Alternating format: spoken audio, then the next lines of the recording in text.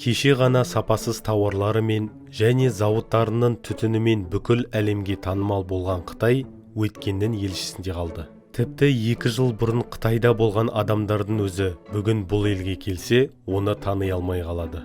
Көп адам біле бермейді. Бірақ қазіргі уақытта Қытай әлемдегі ең үздік электромобильдердің бір қатарын шығарады. Түрлі маркаларда орасан көп көлемде және қолжетімді бағамен. Әсіресе өз азаматтары үшін. Қытайдағы көлік желісі мен жолдар мінсіз және тіпті батыс елдері үшін де эталон болып саналады. Қазіргі уақытта Қытайда орташа жалақы айына $1300 құрайды.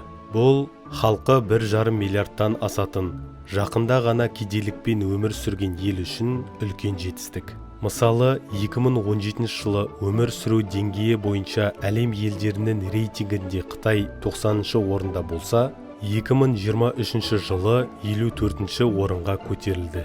Алайда Қытайдың бұл рейтингтегі орнын екі көрсеткіш айтарлықтай төмендетеді. Азаматтардың жеке және саяси еркіндігі. Бұл жерде бәрі түсінікті.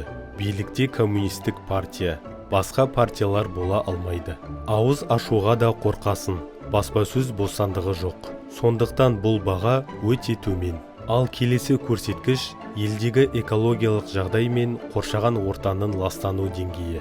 Қытайлар жыл сайын шығарындыларды азайтқанымен, әзірге ол әлі де көп.